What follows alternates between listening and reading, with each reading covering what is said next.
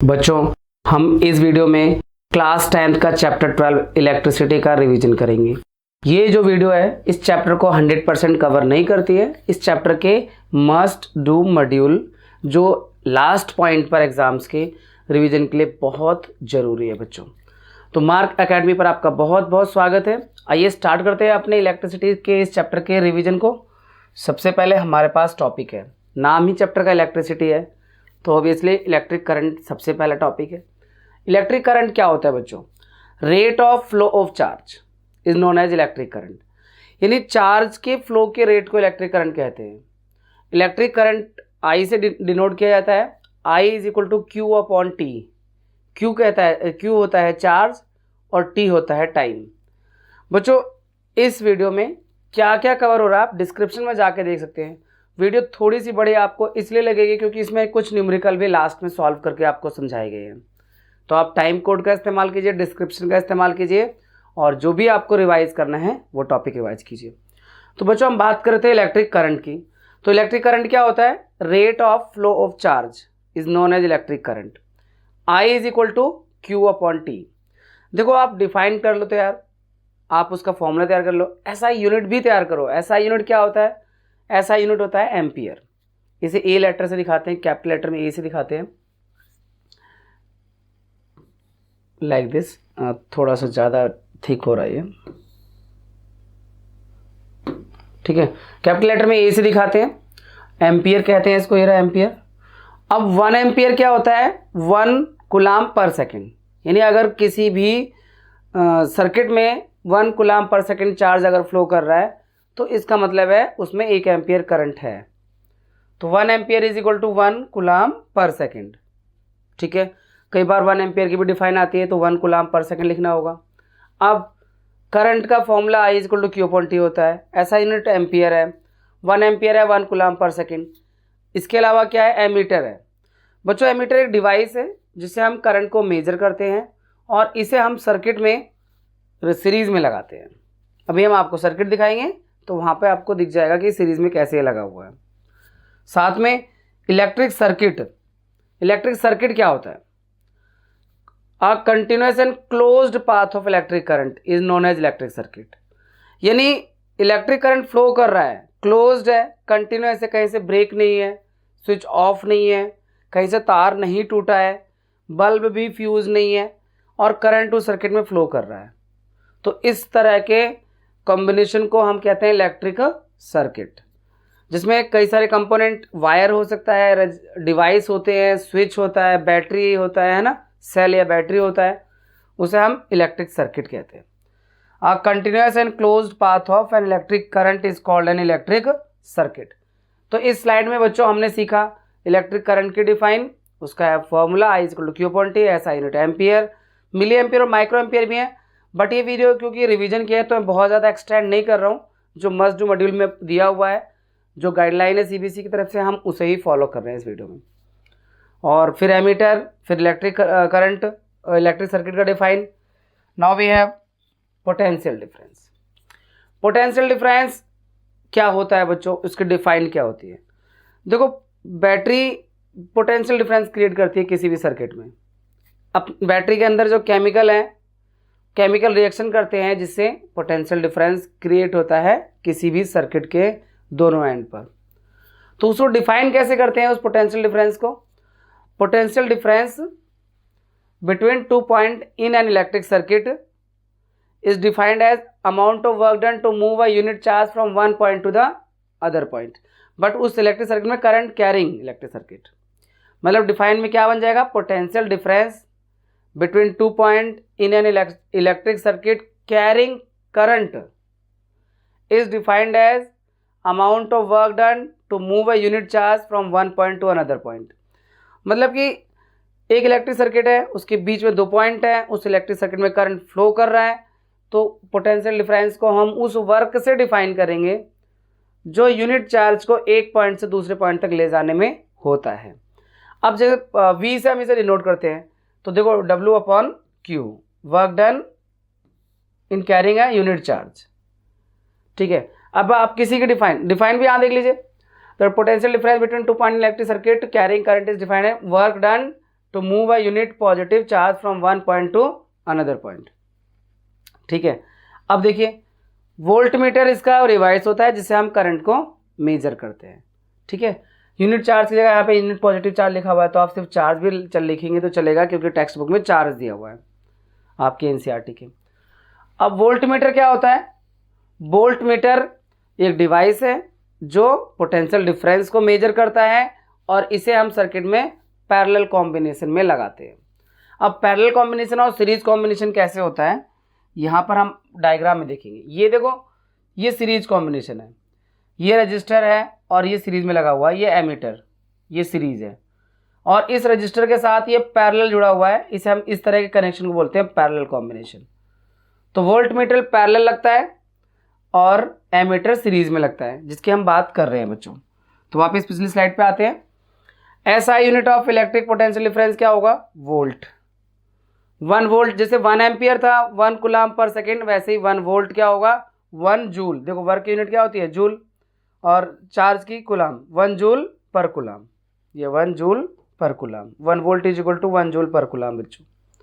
तो ये आपका जो है पोटेंशियल डिफरेंस, वोल्ट मीटर, उसका एसआई यूनिट और उसका फॉर्मूला इस स्लाइड में हमने सीखा बच्चों। तो ये सारी इंपॉर्टेंट बातें हैं, इसे लिख लिख कर याद कर करके सीख लीजिए।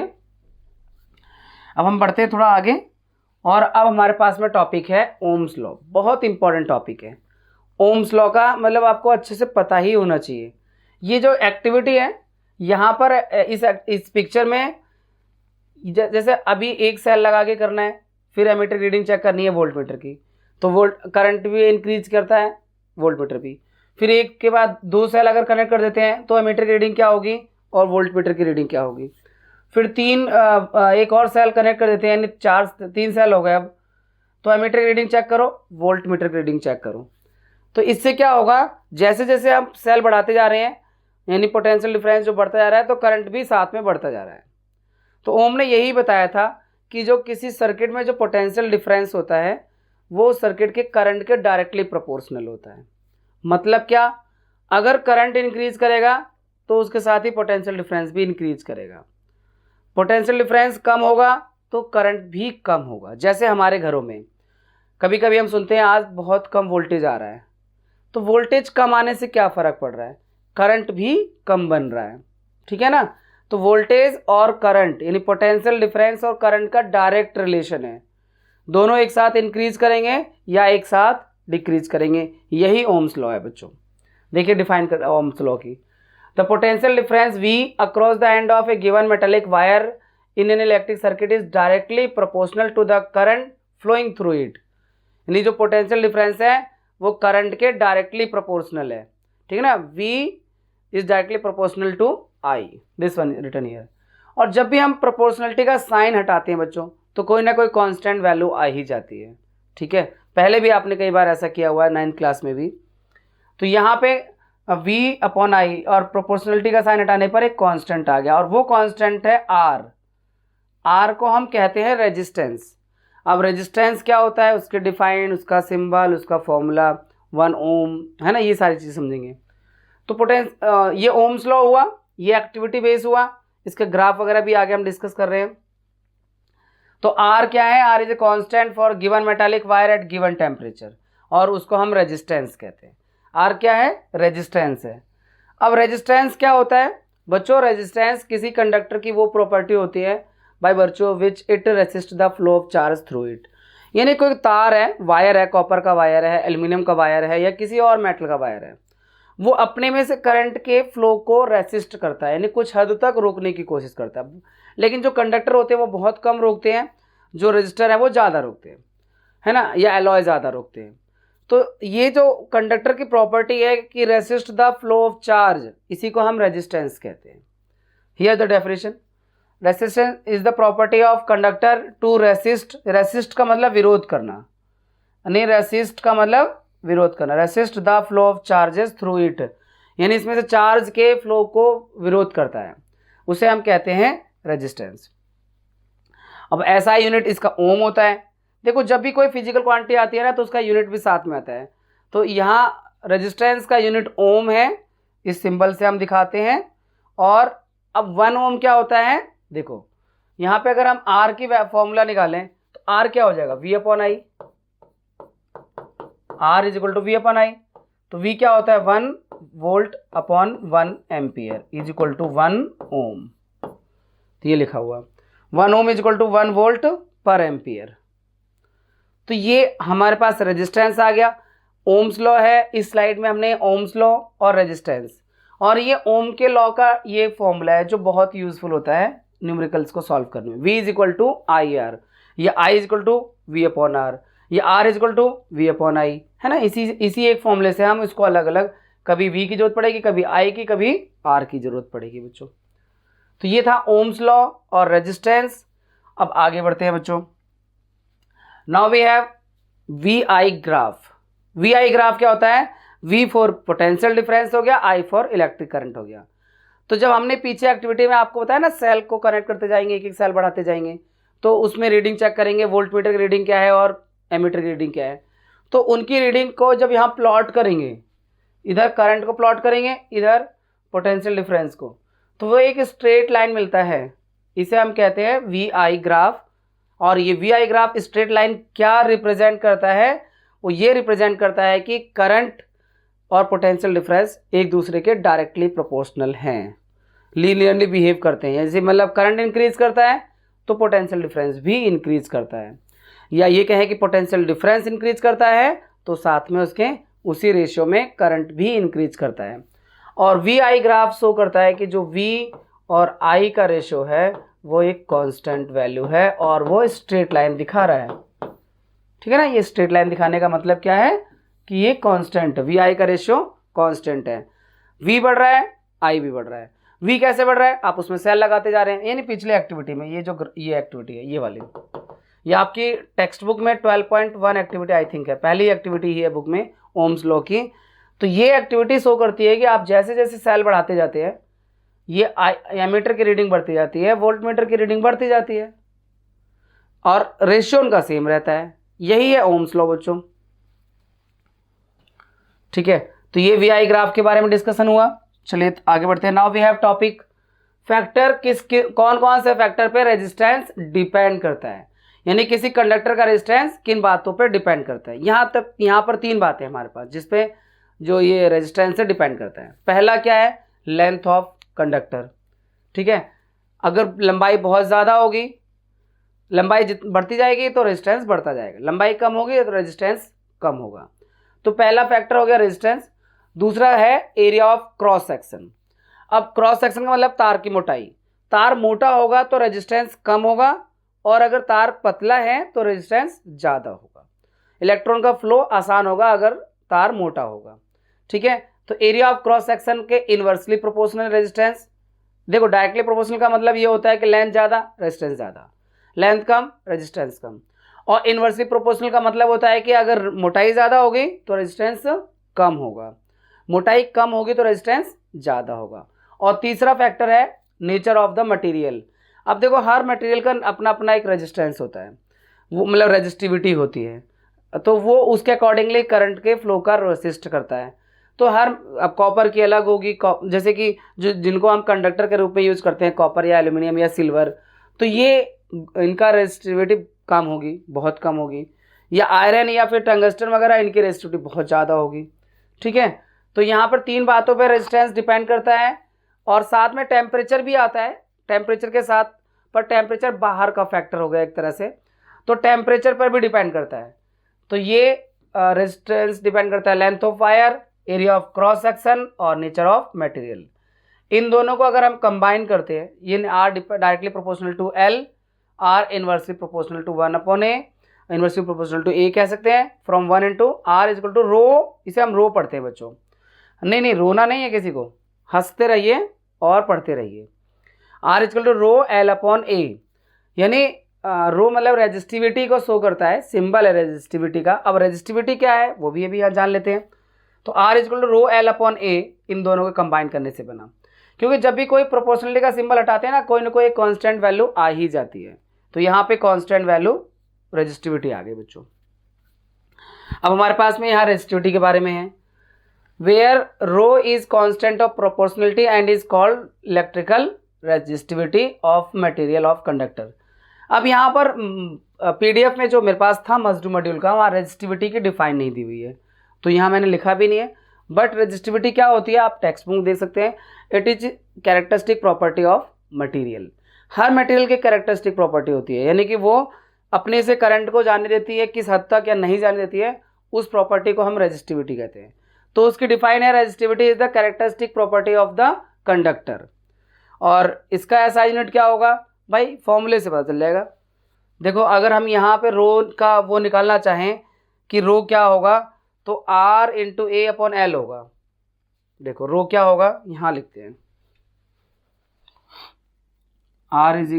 रो इज इक्वल टू क्या होगा, R resistance into ampere upon L.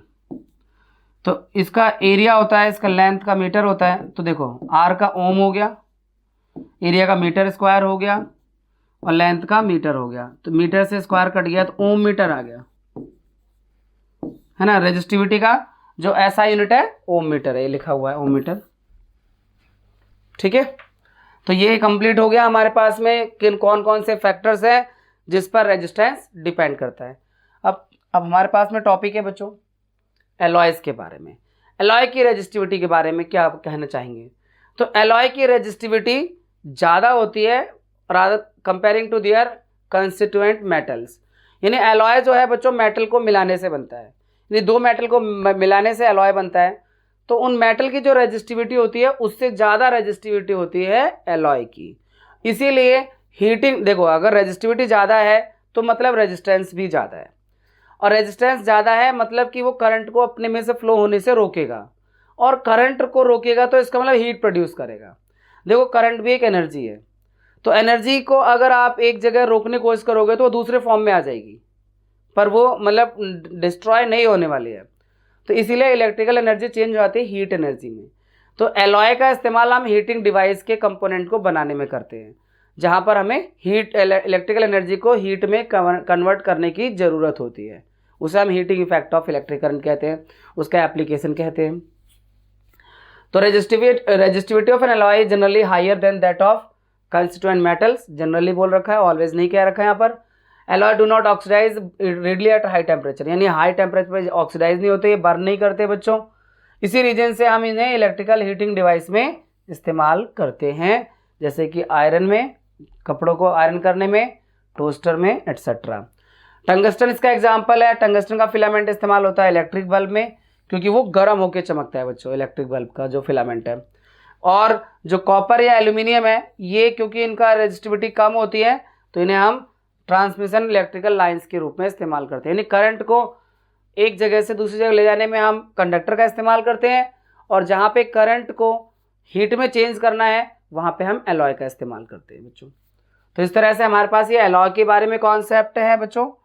Now we have resistance in series.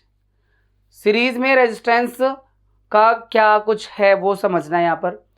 देखो सीरीज कॉम्बिनेशन आप समझ ही गए होंगे, इस तरह से लगाने को बोलते हैं। ये एक रजिस्टर है, ये दूसरा है, ये तीसरा है ना। इन रजिस्टर्स को एक के साथ एक जोड़ दिया है, इसे हम सीरीज कॉम्बिनेशन कहते हैं। तो इसमें टोटल रेजिस्टेंस कैसे निकालते हैं, इस पर बेस्ड क्वेश्चन या न्यूमेरिकल हो सकता है। तो टोटल रेजिस्टेंस आता है इन तीनों को प्लस करके, डायरेक्टली प्लस करके। R S is equal to होगा R1 plus R2 plus R3। देखो बच्चों ये वोल्ट मीटर लगा है जो कि पैरेलल कॉम्बिनेशन में है, ये एमीटर लगा है जो सीरीज में माना जाता है, इस तरह से सीरीज में लगाते हैं। ये आपके पास बैटरी है, ये स्विच है, ऑन है, डॉट अगर लगा हुआ है तो इसका स्विच ऑन है बच्चों, और करंट भी फ्लो कर रहा है। तो टोटल रेजिस्टेंस कैसे निकालेंगे हम इस सर्किट का, R S is equal to R1 plus R2 plus R3, तीनों को प्लस करके। और कुछ बातें जो इसमें यूजफुल होती हैं कि सीरीज में जो भी डिवाइस लगे होते हैं सबको सेम करंट मिलता है। तो यहाँ लिखा हुआ है current is same for all devices in series, और potential difference different, potential difference सबको अलग अलग मिलता है और करंट सबको सेम मिलता है। ये दो बातें नोट करने के लिए है, इसमें कई बार कॉन्सेप्ट या डेरिवेशन में काम आता है, तो वो हमारे फुल कॉन्सेप्ट वीडियो में ही आपको पूरा मिलेगा देखने के लिए। ये रिवीजन वीडियो है, मस्ट डू मॉड्यूल वीडियो है बच्चों। तो ये रेजिस्टेंस का इन सीरीज हो गया।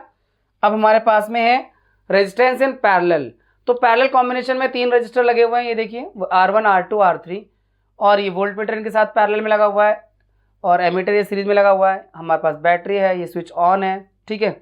और जो टोटल इफेक्टिव रेजिस्टेंस निकालना होता है उसके लिए फॉर्मूला है पैरेलल कॉम्बिनेशन में 1/RP, P फॉर पैरेलल। तो 1/RP is equal to 1/R1 plus 1/R2 plus 1/R3। बच्चों पैरेलल कॉम्बिनेशन को ये एक अच्छा कॉम्बिनेशन कहते हैं इलेक्ट्रिकल डिवाइसेस के लिए, क्योंकि यहाँ पे सबको पोटेंशियल डिफरेंस सेम मिलता है और करंट अपने हिसाब से वो ड्रॉ करते हैं सर्किट से। तो यहाँ पे पोटेंशियल डिफरेंस सेम होता है और करंट वो अपने अकॉर्डिंग लेते हैं, है ना, करंट डिफरेंट होता है। इससे क्या फ़ायदा होता है कि हर किसी को सेम पोटेंशियल डिफरेंस मिल रहा है तो करंट अपनी ज़रूरत के अकॉर्डिंग वहाँ से सर्किट से ड्रॉ कर लेगा, बैटरी से ड्रॉ कर लेगा, ठीक है। और इसमें एक और फ़ायदा होता है बच्चों सीरीज के कंपैरिजन में, वैसे ये सब दिया नहीं है मस्ट मॉड्यूल में। सीरीज में अगर एक भी डिवाइस ख़राब हो गया तो पूरा सर्किट बंद हो जाएगा और टोटल रेजिस्टेंस भी इसमें ज़्यादा आता है। और पैरेलल में अगर कोई एक, मान लो ये वाला ख़राब हो जाता है, ये वाला, तो ये बाकी दो चलते रहेंगे, सर्किट टूटेगा नहीं, सिर्फ एक ही बंद हो जाएगा। इसलिए पैरेलल कॉम्बिनेशन का ये एडवांटेज है बच्चों। तो इस तरह से हमारे पास ये रेजिस्टेंस इन पैरेलल था बच्चों। Now we have Joule's law of heating. Joule के लॉ ऑफ हीटिंग का मतलब क्या है? उसका मतलब है कि ये जो हीट प्रोड्यूस होगा किसी रजिस्टर से जब करंट पास होगा, प्योर रजिस्टर से जब करंट पास होगा, तो वो किन किन बातों पे डिपेंड करता है, ठीक है ना। जूल्स लॉ ऑफ हीटिंग ही हमें बताता है। तो करंट डिपेंड करता है तीन बातों पे, current, I am saying current, heat depend करता है तीन बातों पे। एक, उस सर्किट से जो करंट फ्लो कर रहा है उसके स्क्वायर के डायरेक्टली प्रोपोर्शनल, यानी अगर करंट ज़्यादा प्रोड्यूस होगा सर्किट से तो हीट भी ज़्यादा प्रोड्यूस होगा, क्योंकि उसके स्क्वायर के डायरेक्टली प्रोपोर्शनल है। यानी करंट के 4, मतलब अगर करंट 2 एम्पियर आ रहा है तो वो उसका स्क्वायर 4 हो गया, यानी 4 गुना हीट बढ़ जाएगा। तो heat directly proportional to the square of current flowing through it. Heat is directly proportional to resistance, यानी रेजिस्टेंस ज़्यादा होगा तब भी हीट ज़्यादा होगा, करंट ज़्यादा होगा तब भी हीट ज़्यादा होगा, और टाइम के डायरेक्टली प्रोपोर्शनल होता है। ज़्यादा टाइम के लिए करंट पास होगा तो हीट फिर भी ज़्यादा प्रोड्यूस होगा। तो इस तरह से जो ये हीट है वो तीन बातों पर डिपेंड करता है, इसे ही हम जूल्स लॉ ऑफ हीटिंग कहते हैं बच्चों, ठीक है ना। करंट के स्क्वायर के डायरेक्टली प्रोपोर्शनल, टाइम के डायरेक्टली प्रोपोर्शनल और रेजिस्टेंस के डायरेक्टली प्रोपोर्शनल बच्चों। इस तरह से यहाँ पर इसको हम मैथमेटिकली डिनोट करेंगे तो H is equal to I square RT लिखेंगे, ठीक है। ये है जूल्स लॉ ऑफ हीटिंग। आपको ये अच्छे से तैयार कर लेना, लिख लिख के तैयार करिए हर चीज़ को, और डिस्क्रिप्शन का इस्तेमाल कीजिए बच्चों। इस चैप्टर का लास्ट पॉइंट है, उसके बाद हमारे पास कुछ क्वेश्चंस होंगे। रेट ऑफ, क्या है पॉइंट? पावर। पावर क्या होता है? पावर होता है rate of consumption of energy. जो क्लास 9th में हमने कहा था rate of doing work is known as power. यहाँ पे क्योंकि इलेक्ट्रिसिटी के कॉन्सेप्ट में पढ़ रहे हैं तो हम इसमें एनर्जी शब्द इस्तेमाल करते हैं। Rate of consumption of energy is known as power, यानी एनर्जी को किस रेट से वो यूज कर रहा है, कितना joule energy per second use कर रहा है, वो उसकी पावर है। तो यहाँ rate of consumption energy electric circuit is called power. P का फॉर्मूला, पावर का formula P is equal to VI होता है, और V को अगर हम ओम्स लॉ से अगर चेंज करें तो V is equal to IR होता है। तो IR रखेंगे तो I और I स्क्वायर हो जाएगा, तो I स्क्वायर R हो जाएगा। फिर अगर हम I का फॉर्मूला देखें तो V अपॉन R होता है, तो I का जब स्क्वायर करेंगे तो V का स्क्वायर अपॉन R का स्क्वायर हो जाएगा। तो यहाँ रख देंगे तो एक R के स्क्वायर से एक R कट जाएगा और V स्क्वायर आ जाएगा। तो ये P के ये तीन फॉर्मूले हैं, P is equal to VI और P is equal to I square R और P is equal to V square upon R। ये तीन फॉर्मूले हैं। यहाँ एक्चुअली में ये पहला जो फॉर्मूला है इसमें अगर V की जगह IR रख दें तो दूसरा फॉर्मूला आ जाता है, फिर I स्क्वायर की जगह पे V square upon R square रख दें तो तीसरा फॉर्मूला आ जाता है। अब पावर क्या हो गया? Rate of consumption of energy known as power. Power का ऐसा यूनिट वाट। हम अपने घर में कहते हैं ना कि 4 वाट की एलईडी, 10 वाट की एलईडी, 20 वाट की एलईडी लगा रखी है, तो वो क्या है? वो उसकी पावर बता रहा है, वॉट। अब 1 वाट क्या होता है वो भी देख लीजिए। अब 1 वाट पावर क्या है? P is equal to VI है, तो V यानी 1 वोल्ट, I मतलब 1 एम्पियर। तो 1 वाट इज इक्वल टू क्या होता है? 1 वोल्ट इंटू 1 एम्पियर। ये इस चैप्टर में क्लास 9 पे हमने पावर का देखा था, उसमें था रेट ऑफ डूइंग वर्क, यानी P इज इक्वल टू क्या था? रेट ऑफ डूइंग वर्क यानी W अपॉन में T, और वर्क का जूल होता है और टाइम का सेकेंड होता है, यानी 1 joule per second. 1 watt is equal to क्या था? 1 जूल पर सेकेंड। ठीक है, और यहाँ 1 वाट इज इक्वल टू क्या है 1 वोल्ट इंटू 1 एम्पियर। तो ये दोनों बातें हैं, थोड़ा सा इलेक्ट्रिसिटी के रिलेशन में है ये, और ये वर्क के रिलेशन में है। ठीक है, अब ये लिखा भी है 1 watt is equal to 1 volt into 1 ampere. अब बच्चों हमारे पास में commercial unit of electrical energy है। कमर्शियल यूनिट का मतलब होता है कि लेन देन में लार्ज स्केल पे जो प्रोडक्शन होता है इलेक्ट्रिसिटी का और कंजप्शन होता है, तो उसके लिए जूल या फिर छोटी यूनिट काम नहीं करेंगे, वाट काम नहीं करेगा, उसके लिए हमारे पास है किलोवाट आवर, KWH। KWH हम लोग जनरली इसे एक यूनिट कहते हैं बच्चों। मतलब हमारे मीटर में अगर हम कभी अपने इलेक्ट्रिकल मीटर पे ध्यान से देखें तो यूनिट कब चेक करते हैं, जब उस नंबर के पीछे KWH लिखा होता है, किलोवाट आवर लिखा होता है, तो वो कमर्शियल यूनिट ऑफ एनर्जी है। और उसका ये ऐसा यूनिट ऑफ एनर्जी से एक रिलेशन है, वो ये रिलेशन आपके सामने है, कई बार 1 मार्क्स के क्वेश्चन में पूछ लेते हैं। तो ये 9th क्लास में तो बहुत ज़्यादा पूछते थे। तो 1 kilowatt hour 1 KWH is equal to होता है 3.6 इंटू 10⁻⁶ जूल, यानी 36 लाख जूल होता है 1 किलोवाट आवर के बराबर बच्चों। तो ये सारी बातें हो गई हमारे इस चैप्टर के मस्ट डू मॉड्यूल के इंपॉर्टेंट कॉन्सेप्ट की। अब हमारे पास कुछ क्वेश्चन है, उन्हें भी जल्दी से डिस्कस कर लेते हैं आपके साथ। जैसे 3 रजिस्टर है हमारे पास 3 ओम वाले, और सबको यहाँ 2 को सीरीज में लगाया गया और 1 को पैरेलल में लगाया गया है, उसके साथ कॉम्बिनेशन बनाया गया है। तो हमें करंट जो इस बैटरी से ड्रॉ होगा वो बताना है, यानी सर्किट में करंट कितना होगा ये बताना है। तो सबसे पहले हम इन दोनों का रेजिस्टेंस RS निकालेंगे। तो RS इज इक्वल टू होगा 3 ओम प्लस 3 ओम मतलब 6 ओम।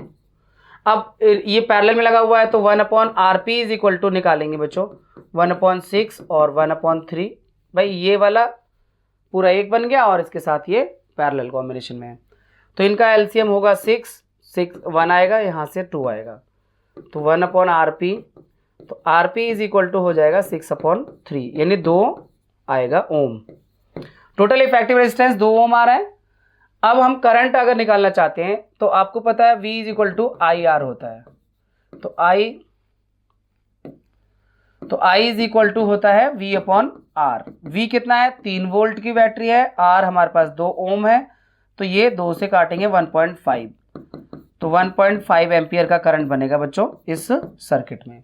ठीक है, तो पहले हमने टोटल रेजिस्टेंस सीरीज का निकाला, फिर सीरीज के साथ पैरेलल कॉम्बिनेशन में ये था, तो इन दोनों का इफेक्टिव रेजिस्टेंस निकाल दिया, और उससे फिर हमने ओम का लॉ यूज किया, V is equal to IR का formula, I is equal to V/R हो गया।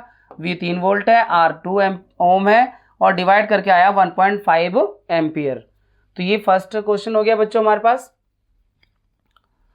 Now we have next question, 2 identical resistors, 2 resistor जो एक जैसे हैं, आइडेंटिकल का मतलब एक जैसे हैं, और उनको are first connected in series, अगर हम उन्हें सीरीज में लगाएंगे तो RS इज इक्वल टू क्या होगा R प्लस R मतलब 2R, एंड देन पैरेलल, और पैरेलल लगाएंगे तो 1/RP इज इक्वल टू होगा 1/R प्लस 1/R, तो ये 2/R 1/RP, तो RP इज इक्वल टू हो जाएगा R/2। फिर क्या करना है, ratio of the equivalent resistance. अब इसका इक्विवेलेंट रेजिस्टेंस का रेशियो निकालना है, तो रेशियो यानी हम पहले वाले को RS मान ले रहे हैं और RP के रेजिस्टेंस का रेशियो, RS क्या है 2R और RP क्या है R/2। तो ये आपका जो है 2 ऊपर चला जाएगा, तो R से R कट गया तो 4:1 आ जाएगा। ठीक है, R से R 1 बार में कटेगा, तो ये 4:1 आ जाएगा। इस तरह से हम इसको इसका रेशियो निकल गया बच्चों। Now we have next question, a bulb is rated 40 watt at 220 volt ampere, यानी एक बल्ब जो है उसके पावर 40 वाट है, 40 वाट है 220 वोल्ट पर। Find the current drawn by it when it is connected two volt supply line. Current ये कितना ड्रॉ करेगा और इसका रेजिस्टेंस भी, पहले हम रेजिस्टेंस ही फाइंड कर लेते हैं बच्चों, क्योंकि पावर का फॉर्मूला जो रेजिस्टेंस के लिए जनरली हम लोग यूज करते हैं बच्चों वो है आपका पावर इज इक्वल टू होता है V²/R। ये वाला फॉर्मूला कभी भी आपसे मतलब बहुत ज़्यादा सटीक होता है यूज़ करने के लिए। तो हमारे पास में रेजिस्टेंस अगर निकालना है तो resistance R is equal to V²/P। अब V कितना है, V हमारे पास में 220 वोल्ट है इंटू 220, और पावर इसका हमारे पास 40 वाट है, 0 से 0 काट दिया, 2 से 2 बार में, 2 से 110 बार में, फिर 2 से 11 बार में, ठीक है। तो ये 2 से 11 बार में 0 और 2 से 11 बार में 11 11 121 और 0। ये आपका रेजिस्टेंस आ गया बच्चों 1 1 1 2 1 0। अब रेजिस्टेंस कैलकुलेट कर लिया है, पहले हमने रेजिस्टेंस ही कर लिया, करंट अब कैलकुलेट करना है, फाइंड द करंट। तो करंट निकालने के लिए आपको पता है V is equal to I R, Ohm's law है, तो I is equal to V upon R. तो V कितना है हमारे पास में 220 वोल्ट की सप्लाई लाइन है ना, और R कितना है 11210 ओम का रेजिस्टेंस है। 11 से जाएगा ये, 11 2 जा और 20 बार में, 11 से 11 बार में, फिर 11 से 10 बार में, और 11 से 10 बार में। ये आपका थोड़ा सा यहाँ पे कैलकुलेशन और सिंपल करते हैं, इसे दोबारा से कर देते हैं। वो 220 वोल्ट है, 220 और ये 1210, पहले 0 से 0 काट देते हैं, है ना, ये करना था हमें। 11 2 जा 11 से 11 बार में। अब 2 को डिवाइड करेंगे जब 11 से, तो ये 11 डेसिमल लगा दिया, 20 हो गया, ठीक है। फिर 20 हो गया तो 11 1 जा 11, 9 बचा, 90 हो गया, तो 11 8 जा 88। मतलब लगभग हम कह सकते हैं कि 0.18 एम्पियर का करंट मिल रहा है। तो ये बच्चों रेजिस्टेंस निकालने का फॉर्मूला था, पावर का यूज़ करके, पावर और वोल्टेज अगर दिया हुआ है, और ये ओम्स लॉ से हमने करंट फाइंड कर लिया। इस तरह से ये भी हो गया बच्चों। नेक्स्ट क्वेश्चन पे आते हैं, स्टेट ओम्स लॉ। अभी बताया था आपको ओम्स लॉ, आप डिस्क्रिप्शन में जाके लिंक का यूज़ करके देख लीजिए टाइम कोड्स का। और मैथमेटिकली ओम्स लॉ कैसे होता है, V इक्वल आई आर होता है। Write the symbol used in electric circuit to represent variable resistance. Variable resistance को रिप्रेजेंट करने के लिए कुछ इस तरह का सिंबल इस्तेमाल करते हैं। कहीं कहीं पर आप ये वाला भी सिंबल इस्तेमाल करते हुए देखेंगे ना। तो ये है वेरिएबल रेजिस्टर। क्या होता है, मतलब जो वोल्टेज को कम ज़्यादा किए करंट को कम ज़्यादा कर सकता है, क्योंकि ये रेजिस्टेंस को कम ज़्यादा करता है ना, इससे करंट डायरेक्टली कम ज़्यादा हो जाता है बच्चों। बिना वोल्टेज को चेंज किया अगर करंट को चेंज करना है तो उसके लिए आपको ये वेरिएबल रेजिस्टर इस्तेमाल करना होता है। वोल्ट मीटर का सिंबल क्या है, वोल्ट मीटर का सिंबल हम लोग इस तरह से इस्तेमाल करते हैं, प्लस माइनस। अब अगला क्वेश्चन है, an electric bulb is rated to 20 volt and 100 watt, when it is operated at 110 watt will be power consumed. अब इसका पावर क्या होगा 110 वाट पे। सबसे पहले हम इसका रेजिस्टेंस निकालेंगे, और वो पिछले वाले फॉर्मूले का यूज करके निकालेंगे बच्चों। P is equal to V square upon R. तो आपको क्या निकालना है, आर निकालना है। तो R is equal to V square upon में P। वी है 220 वोल्ट की लाइन, और पावर है इस वक्त इसका 100 वाट। 0 से 0 0 से 0, 22 इंटू 22 484, ये 484 ओम आ गया। अब हमें क्या निकालना है इसका power. Power is equal to V square upon में आर। वी है 110 का, है ना, 110 पे निकालना है, ये 110 पर। 110 इंटू 110 अपॉन आर कितना है 484। अब यहाँ पर हम अगर इसे 22 से काटें तो 22 से 22 बार में जाएगा, और 22 से 5 बार में जाएगा, फिर ये 22 से 5 बार में जाएगा। तो 25 वाट आ रहा है इसका पावर, जब ये 110 वाट पे रन करता है। तो इसमें हमें क्या करना होता है, सबसे पहले ये पावर और ये वोल्टेज का इस्तेमाल करके आर निकालना है। ये आर निकाला हुआ है हमने, इन दोनों का यूज़ करके, ठीक है, इन दोनों का यूज़ करके। फिर आर जब फाइंड हो जाता है तो फिर से पावर के लिए formula V square upon R होता है। तो यहाँ V जो है 110 वाट है, उसको हमने V इंटू वी यानी R इंटू 110 इंटू 110 और R रखा है जो हमने फाइंड किया है। इससे हमारे पास 110 वाट पे 25 वाट की पावर शो कर रहा है बच्चों, 25 वाट की पावर शो कर रहा है। तो बच्चों ये था हमारे पास fourth. We have completed this बच्चों वीडियो। अब आपके पास में क्या है वो आप देख सकते हैं। बहुत बहुत बेस्ट ऑफ लक है आपके एग्ज़ाम के लिए, अच्छे से पढ़ाई कीजिए। हम आपसे मिलते हैं next chapter magnetic effect of electric current में। और आपको बता दिया एनसीईआरटी ये बच्चों जो मस्ट डू मॉड्यूल है मैथ्स का, वो भी हमने कम्प्लीटली अपलोड कर रखा है, और साइंस भी ऑलमोस्ट कंप्लीट होने वाला है। तो मिलते हैं आपसे नेक्स्ट वीडियो में, तब तक के लिए बाय बाय।